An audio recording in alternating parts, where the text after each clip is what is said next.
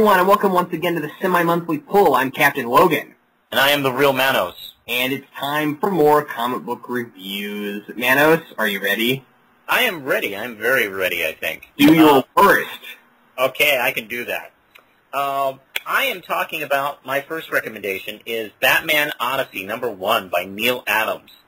And for the first time in, I don't know, what, 30, 35 years, Neal Adams is working with Batman. And it's a 12-issue miniseries. And I'm not really sure what the story is about. So, as usual, you know, with long miniseries, the first issue is, like, confusing. Like the Kevin Smith one that's going on right now. I mean, it's 6 issues. I still don't know what that plot's about. But this is about the real Batman, Bruce Wayne, and he's fairly younger. Matter of fact, this story takes place during his years with Dick Grayson as Robin, which is slightly confusing because Dick Grayson looks like Tim Drake. He even has the Tim Drake costume. So I'm not sure how in continuity this is, or if DC is thinking about retrofitting that costume on Dick, which I wouldn't be surprised by. Let me just get quite... it starts out with a flashback explaining why Batman has stopped using guns in the early days, and he's retelling the story to Dick, and then it cuts to a fun little sequence with Man-Bat, who's in the Batcave with them, and Dick Grayson and Man-Bat are doing a sparring match, while Batman is sitting at a desk with his feet up watching. So what, Man-Bat's just like hanging out? Yeah. In the Batcave? Yeah. Awesome. I know, it's great. And then we cut to a emergency with the Riddler. Although we don't see the Riddler in the story. He's supposed to be somewhere waiting for Batman, but Batman feels like he's not going to fall for this trick and go in another direction. The Batmobile is like the old Corvette Batmobile they used to use. It looks so great in this. And I think the main story is going to be involving Man-Bat, because before he leaves the cave, he is attacked by this bigger Man-Bat. He's like twice his size. And he's talking about some kind of thing going on, and Ra's al Ghul is involved. So this is maybe, you know, laying groundwork that, oh yeah, Ra's al Ghul and Man-Bat have, you know, had connections before.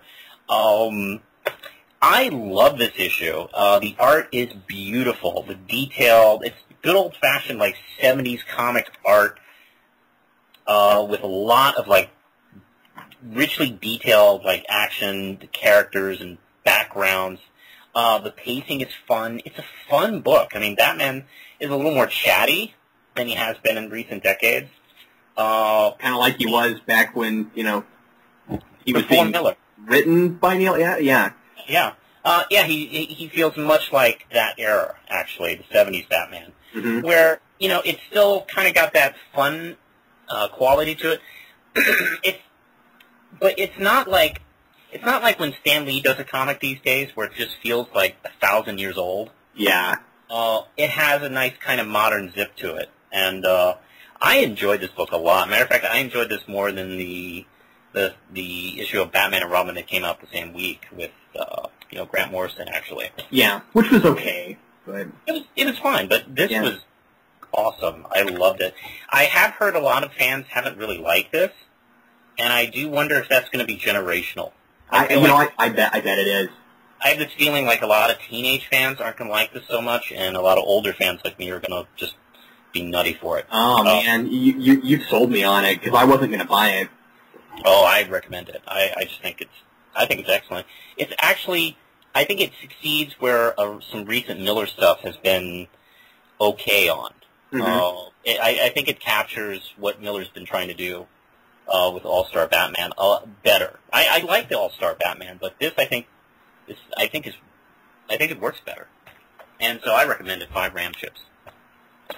Well, my first pick of the week is also a Bat book. I'm recommending Batman Beyond #1. This is the first of 6-issue miniseries. And boy, you know, I didn't know what to think of this when I read it through once, and I read it through the second time and really, really liked it.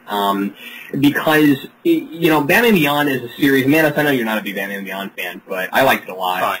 Yeah. And when I was watching the series, one thing that I was always grateful that they didn't do too much of was bringing back a bunch of old villains and trying to make them work in Batman Beyond, because that's just the obvious thing to do. And the first read through this, it seems like that's exactly what they're doing. You know, we get an elderly Mad Hatter, and we get possibly Two-Face, although we don't know if it's really Two-Face, but there's like talks of twos, so Bruce Wayne's like, oh no, maybe it's Two-Face, we never found a body, you know, that kind of thing. And spoiler warning, because I don't know how to talk about this issue without giving away the ending of it, because of course, you know, it's the first issue, it's a setup book, and you know, we see all of those guys, and then Batman, and then, you know, Terry McGinnis is also fighting a whole bunch of his villains, and actually pretty much they just talk about it, but we see him fighting one at the beginning, I forget. Oh yeah, Spellbinder. No, Ink is mentioned, but Spellbinder's who he's fighting, and then we find out at the end that Hush is back. Oh no! Doing Hush Beyond, yeah. And I don't know what to think of it, but the writing is good. So I don't know. I mean, we'll see where it goes. My first reaction was really, and then I read it again and liked it better. So I don't know. It's one of those books where it could go any direction. You know what I mean? It could be really cool or it could be really bad. So I don't know. On this issue, I mean, I certainly am recommending it.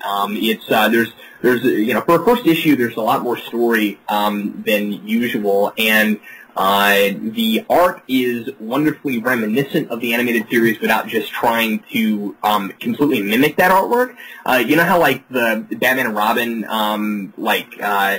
series based on the cartoon show back in the 90s was just like that art ripped straight from the TV show, and a lot of that writing was good because, you know, it was Paul Dini and stuff, but the art doesn't work as well on the page because it's so simplistic.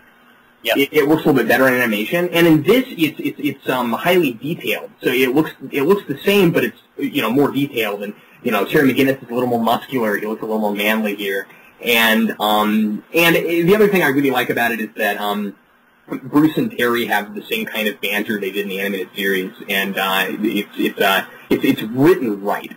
So anyway, I'm gonna give it a 3.5 out of 4. Excellent. Now, we both, for our second book, have the same book. So let's just talk about it. We are recommending Shadowland #1.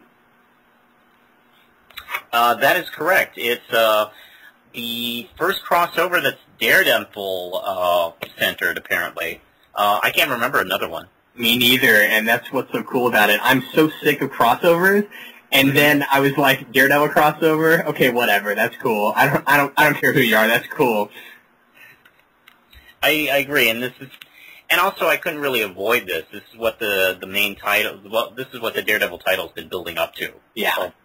So, with him trying to change the hand from a force of evil to a force of good by just taking over and, you know, doing it at the top. But of course, it's also changing him. Ooh. Yes.